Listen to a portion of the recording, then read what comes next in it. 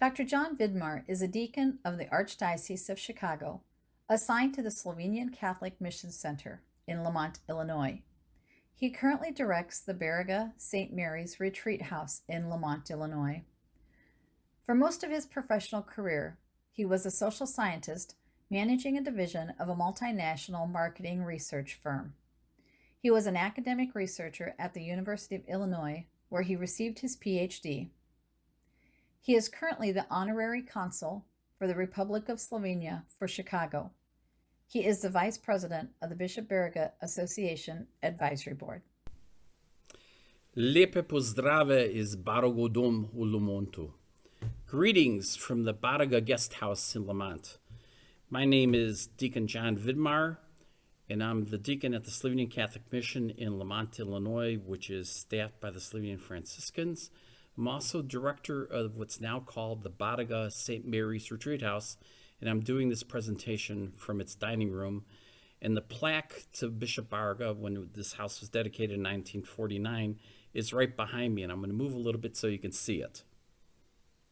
All right.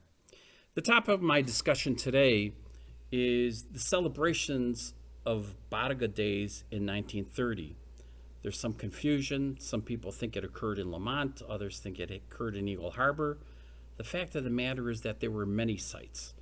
And the reason for this is that at the All-Slovenian Catholic Congress, which occurred here in Lamont in July of 1929, passed a resolution. It was the 9th resolution petitioning the Bishop of Marquette to start a canonization process for the Honorable Snowshoe Priest. At the end of that Congress, they also decided, because one of the aims of this Congress was to prepare people for the centennial of Baraga's arrival in the United States, a decision was made to try to have a presentation, a celebration, a Mass in as many Slovenian communities across the United States as possible. And so the number of actual celebrations were many. Let me go through these quickly. On June 29th of 1930, Evelyn, Minnesota, in the Iron Ore Range held a celebration where the principal celebrant was the Bishop of Duluth. Here in Lamont, they did a weekend, July 5th and 6th.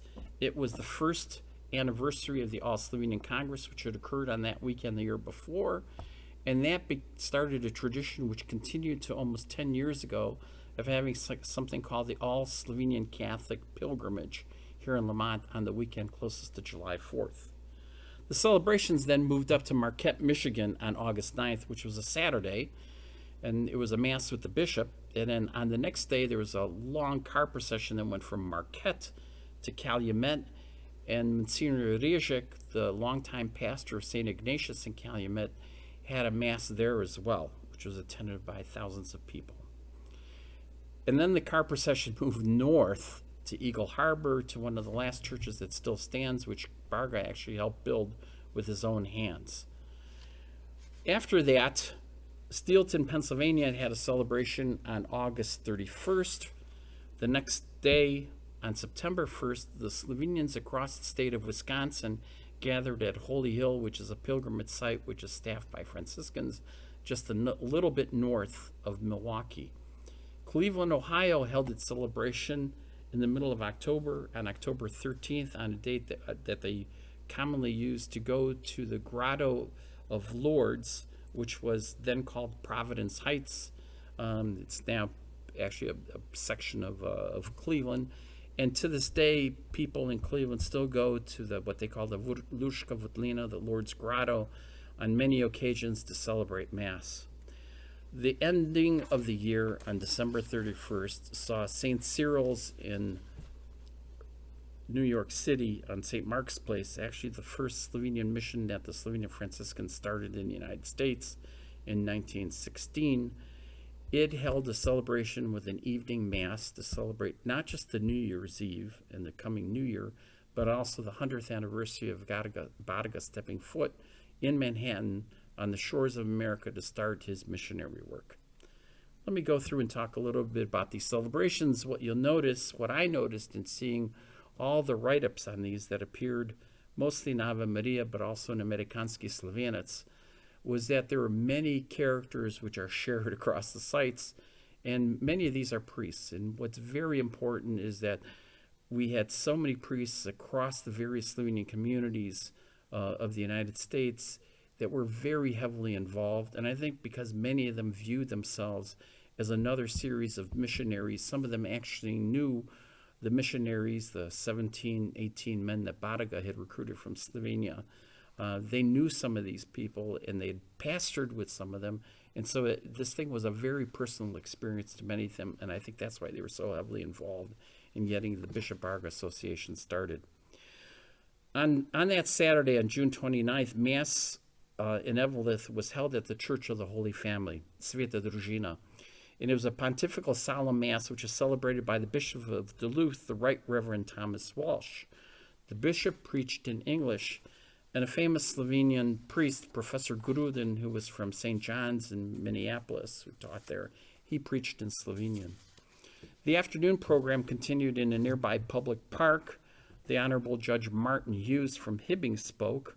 Father Schaus from Shakopee, Minnesota, also spoke in Slovenian. Father Schaus is an important character in Slovenian immigrant history. As a deacon, before he was ordained a priest in 1894, he was one of 3 people who was critical among clergy to start KSKJ. It was him, along with Monsignor Buch from Duluth, as well as Father Šuštaršič, the founding pastor of St. Joe's in Joliet, who were the 3 critical people who worked Slovenian communities to begin KSKJ. Of course, I emphasize this over and over. KSKJ has had a long history of supporting the Baraga cause. KSKJ baseball teams came and competed in that afternoon. Many Slovenian choruses from across the Iron Ore Range sang. And the evening program continued in Eveleth Auditorium. An opera singer from Ljubljana, a very well-known Slovenian opera singer by the name of Svetozarja Banoc, came and performed. Afterwards, there was a dance held in the Eveleth Recreational Building that continued into the late hours. And they estimate that a few thousand people participated in Eveleth. Lamont had their celebration on July 5th and 6th. On Saturday evening, there was a candlelight procession. They had a bonfire at the top of the hill. People sang songs. They performed small plays. And then on Sunday morning, Father Bernard Ambrozic, the Franciscan who was head of the commissariat here, sometimes he was called the Custos, sometimes he was called the Commissar, he celebrated Mass on top of the hill, just about in the same places where they held the Mass for the Slovenian Catholic Congress the year before. It's also a place where the monastery, which we now know, was begun construction in 1938 and was finally blessed in 1939. The well-known Slovenian Franciscan missionary, Father Odilo Heinček, preached for that Mass in Slovenian. Father Odilo is famous because he really had no specific assignment. His specific assignment was to visit all the Slovenian communities he could across the United States. Those that didn't have a priest had at least a chance to go to confession once a year. He preached many 40-hour celebrations and retreats. He's also famous because he's on the very first albums that were ever cut in Slovenian from Chicago, along with the Matt Hoyer Trio from Cleveland and the Adria Singers from St. Stephen's Church. We had 2 choruses who sang for that Mass. In fact, one of them was the Adria chorus from St. Stephen's, and the other one was the chorus of the Slovenian Franciscan sisters next door, the school sisters of St. Francis, who originally came from Maribor, Slovenia. They came at the invitation of the Slovenian Franciscan fathers to take over the schools that were started in the parishes that the Slovenian Franciscans took over. And at the end of Mass, they sang the song that's become the anthem for all of the Baraga days in 1930, but also a song that's commonly sung at the end of Mass for Baraga days to this day. And it's the well-known Slovenian hymn, Povsod Boga, May God Be Everywhere. This was the theme song of the All-Slovenian Congress the year before, and it was also a song when I read the documentation for the celebrations across these very many areas that they sing, and it's still the song we sing today. The afternoon program continued in the customary fashion of all pilgrimages here in Lamont, and they sung the Marian litanies, which are so dear to Slovenians. There was a presentation of Baraga's work. It included a display of Indian culture. So there was a peace pipe, they had a war hammer, They had some baskets and Indian crafts. They had the chalice which Emperor Franz Joseph, the Austrian emperor, had presented to Baraga, which he used at masses for his masses as a bishop. They had his mitre. They had some of his mass vestments. They presented his books, which were written in Slovenian, which included Dušna Pasha, which Dr. Maria Arco Clements translated last year and we published last summer. It's been out for a year. Haven't had a chance to get it. Get a copy. It's a unique opportunity to read into the spirituality of Baraga at the time when he came as a missionary to the United States. And it also included a display of the vast amount of writing that Baraga did in Native American tongues. They had copies of Baraga's personal letters, and they also had copies of his pastoral letters, his episcopal pastoral letters, which were published both in English as well as Native American languages.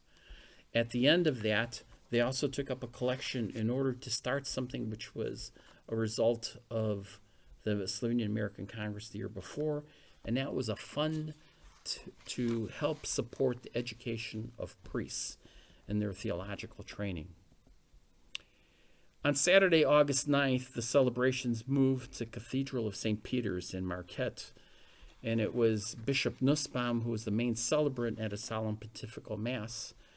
Father John Ullman from Cleveland, who was the pastor of St. Lawrence's in Newburgh, which is in South Cleveland, preached. Father Ullman is an important character in the beginning of the Baraga Association.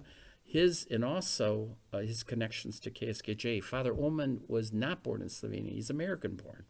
He was born in Brockway, Minnesota, in St. Stephen's County, in one of the areas which is an extension of one of the Indian missions that Baraga started, along with Father Pearce in Minnesota. He was well respected. He was fluent in Slovenian. In fact, I always joke that Father Ullman spoke in the same dialect with the same drawl of his parents who came from the Suha Krajina region of Slovenia. So Father Ullman preached both in English and Slovenian, and he preached on the importance of that day and having that Mass in the cathedral, as well as the holiness of the good bishop. The Slovenian choir that sang for the Mass sang Missa Serafika, which was written by Pater Hugelin Satner, a famous Franciscan composer from the pre-World War II age. It's a Mass that our choir still continues to sing on solemn occasions here in Lamont. At the end of Mass, as you could expect, they sang Povsod po God, May God Be Everywhere, the theme song of the All-Slovenian Catholic Congress the year before, and something I can say has now become a theme song for all of our Baraga days to the end. Monsignor Rizek, at the end of Mass, after the bishop had sat down in his episcopal chair, approached him and expressed the desire of not just Slovenian Catholics, but all the Catholics of the UP, that the canonization process be started by the diocese to address the holiness of this great bishop. Let me read you what he said that day to the bishop. This was printed in the Ave Maria Coledad in 1931. Your Lordship, truly this morning, when you lift your eyes and look about your cathedral, you behold the strangest sight. Men and women have come from far to grace this occasion. Omnes isti congregata sunt, venerunt tibi. Impelled by one motive, they have traveled a long distance to greet you and to place in your hand the process of the beatification of this American bishop, so singular honored. Last year, when the American Slovenians assembled in Lamont, Illinois, they passed the following resolution.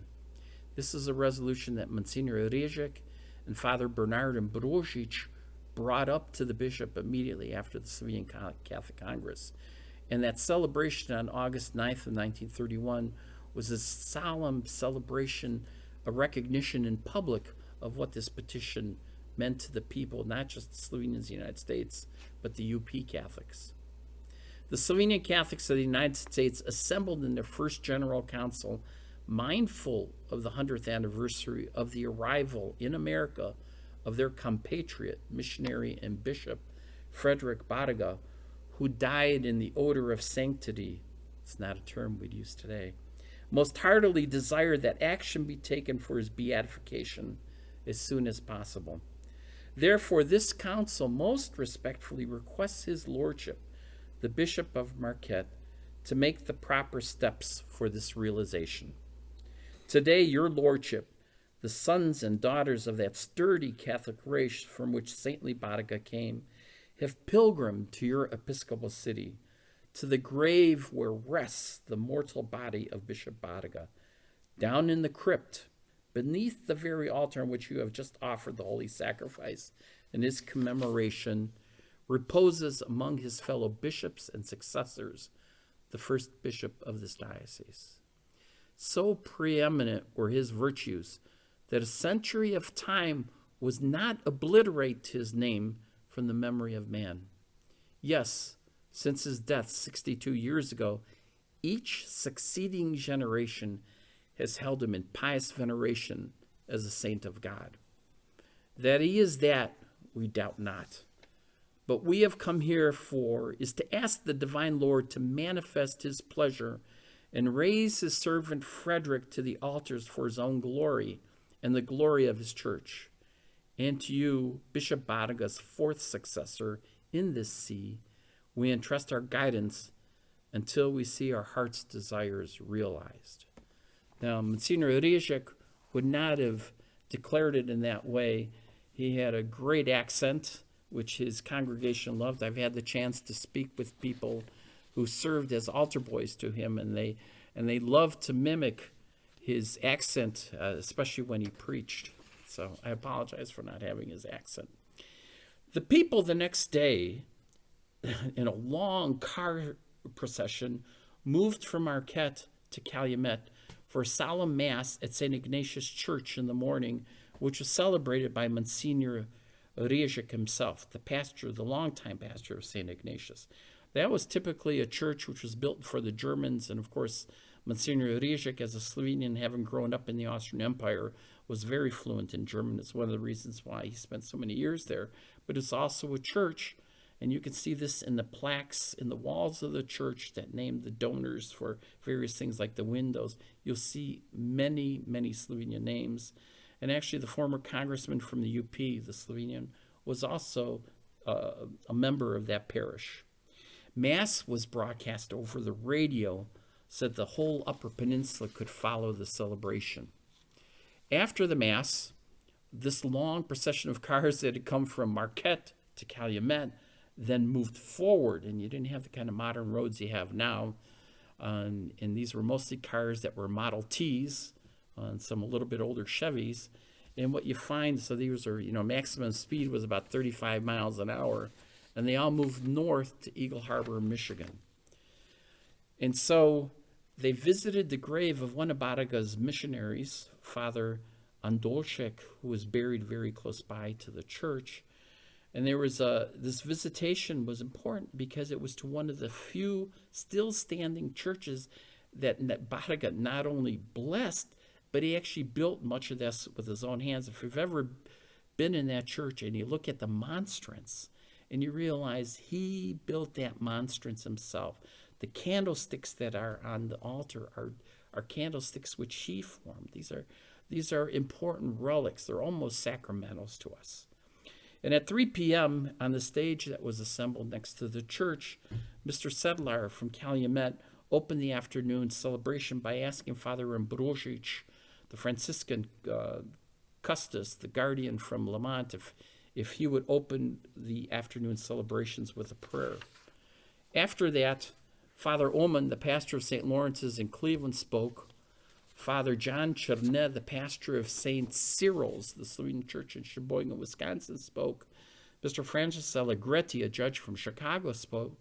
And there were short talks. This is what shows you about the universality of Baraga, the many languages that he used in his own missionary work. Reverend Zimmerman spoke in German. Reverend Paquette spoke in French. And Reverend Greco spoke in Italian. And Mr. Anton Grudina from Cleveland, the president of KSKJ, spoke in Slovenian. What's important about this figure is that he was the one that pushed so hard for the All-Slovenian Catholic Congress in 1929, which set the stage for the creation of the Bishop Baraga station, and also set the stage for these Bishop Baraga celebrations in 1930, which continue to this day. People were known, they were so close to so many Baraga places that they out-of-towners stayed, especially if you went south towards Lans. They had a chance to spend some time to see the place where Baraga considered to be his favorite place to mission, and that was in the mission of Lans, which is still an important mission. If you go to Asinins up the road a couple miles, it was actually where the mission was, and there's still a church there. It's part of the group of parishes that make up the, I believe they call it the Keweenaw Catholic community. And one of the churches in Asinins still holds liturgy in the Ojibwe language, using some of the materials that Baraga wrote, not just prayers, but also songs. And there's a small museum across the street. I recommend going to see that if you have a chance to be in the area. And the people had a chance to see those areas, including the Indian cemetery, and next to it is a very large section which is still property owned by Native Americans, which Bishop Baraga managed in the 1840s to purchase to create a place so that they would not be moved along with other American Indians across the Mississippi. Baraga and Father Pearce, and this is a topic for a whole nother presentation, were instrumental in making sure that the Indians that were in their missionary area, which was the northern part of the Lower Peninsula, the entire UP, parts of Upper Wisconsin, and that northeast section of Minnesota, no Indian was moved to a reservation that was under their missionary work. It's an incredible feat of Catholic social policy in terms of what they managed to accomplish. Given that we have, here in Illinois, we have two different Trail of Tears, one in southern Illinois where the Cherokees came across, and another one in the north, which is where the Potawatomis came across. And you realize the devastation that occurred when these Native Americans were moved from their traditional areas to reservations in the west. They lost at times in some areas 50% of the population. That's why when we take a look at that mission in Asinins that still is managed by Native Americans, you realize how important it was for the work of Father Pearce and Bishop Baraga in order to keep these people in the areas which were their homes. The next celebration was in Holy Hill in Wisconsin, and there were actually so many people that they had two masses. At 9:30 a.m., the pastor of St. Cyril's in Sheboygan had a mass, Father Chernet, and then later on, at a little bit past 10 o'clock, the Reverend Anton Schiffer, who was a chaplain at St. Mary's Hospital in Milwaukee, was the principal celebrant for the Mass. So the choir for the first Mass at 9:30 was the St. Cyril's Slovenian choir, and the Mass at 10 o'clock was the Slovenian choir from St. Mary's in West Dallas, a parish that I believe was closed in the 1990s. I have a connection to St. Mary's personally, having grown up at St. Vitus in Cleveland. The longtime pastor there, Monsignor Bosnick, was a military chaplain. And Monsignor Bosnick, in his military career after the war, was a chaplain at a military prison that was in Milwaukee. And he often said Mass at St. Mary's in West Dallas. And as an altar boy, he often told stories about how it was good to be in Milwaukee among the Slovenians there because he felt it was like home. At that Mass, Father Bernard Ambrozic, who had also been at the Baraga Days in Eagle Harbor, had also been at the Baraga Days in Lamont, Father Bernard also came up, and he was the principal preacher in Slovenian for the Mass at 10 o'clock. Professor Gruden from St. Paul, Minnesota, he came and he spoke in English again. He's also the same person who preached at the Baraga Days that were celebrated in Marquette, Calumet, and Eagle Harbor. And so what we had at this particular event were Slovenians who came from St. Mary's in West Dallas, St. John the Evangelist, which was down at that time, it was in the city, very close to where the freeway that comes across that parish was moved in the 1960s.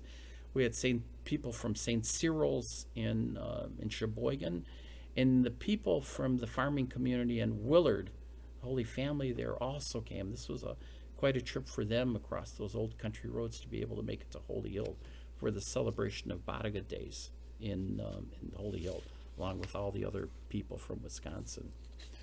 We then moved to the end of August. August 31st, we had a celebration in Steelton, Pennsylvania. This is another area it had a Slovenian community that's very old. A lot of people went into Pennsylvania to the coal mines, and many Slavs and Slovenians were among them. And the Mass was at the Church of St. Peter, and the principal celebrant was the pastor, Reverend Anton Bratina. And the church choir sang for the Mass. From what we can tell, we had people come from many Slovenian communities across Pennsylvania for this particular event. We then moved to the celebration in Cleveland, one of the largest populations of Slovenians in the United States in any one area. And the people already in the past had developed a habit, a tradition, to have a pilgrimage at least annually to the Lourdes Grotto in Providence Heights. And that's a tradition that continues with the Slovenians in Cleveland to this day. They gather from all the parishes, St. Vitus in the city, St. Mary's in Collinwood, St. Lawrence's from Newburgh, which is where Father Ullman was from, St. Christine's in Euclid, as well as Slovenians from Sacred Heart in Barberton, Ohio, came to this particular event. It was an outdoor Mass at the grotto, which still exists, and as in traditions with many Slovenian pilgrimages, it was also documented that they sang the Marian litanies after lunch in the afternoon. So we come to the end of the year, and it's very appropriate that the last celebration of Baraga's centennial of coming to the United States was held at St. Cyril's on St. Mark's Place in Manhattan on New Year's Eve, exactly 100 years from the time when Baraga stepped foot. The pastor of St. Cyril's, Father Hyacint Podgorshik, was the principal celebrant for that Mass. The St. Cyril's choir sang. And what's also unique about this event is that St. Cyril's is actually the first Slovenian mission that the Franciscans began in the United States, and that church a couple years ago in 2016 celebrated its 100th anniversary. There have been Slovenians there in the past, but they had gone to Mass with the Croatians or with the Slovaks, and even though the Franciscans had been there almost 10 years running other parishes, they finally achieved the means to create a Slovenian parish in Manhattan in 1960, in what was then the Slovenian ghetto. The Ukrainian ghetto was right next to them, and immediately south to them was the old Jewish ghetto. And that ends the celebration. So when somebody asks where the celebration for Baraga Days was in 1930, it was in many places. We have to give credit to Mr. Anton Gordina, Father Ullman and the Franciscans, people like Monsignor Rizek, who had and Reverend Schaus, who had this view of how important it was to bring people together in public worship. I think it's something that we miss nowadays. We should do more often to be able to celebrate together. And it was very important for them to have been able to do this in 1929 to set everything up for 1930. I think they'd be pleased to know that their work still continues to this day. God bless all of you.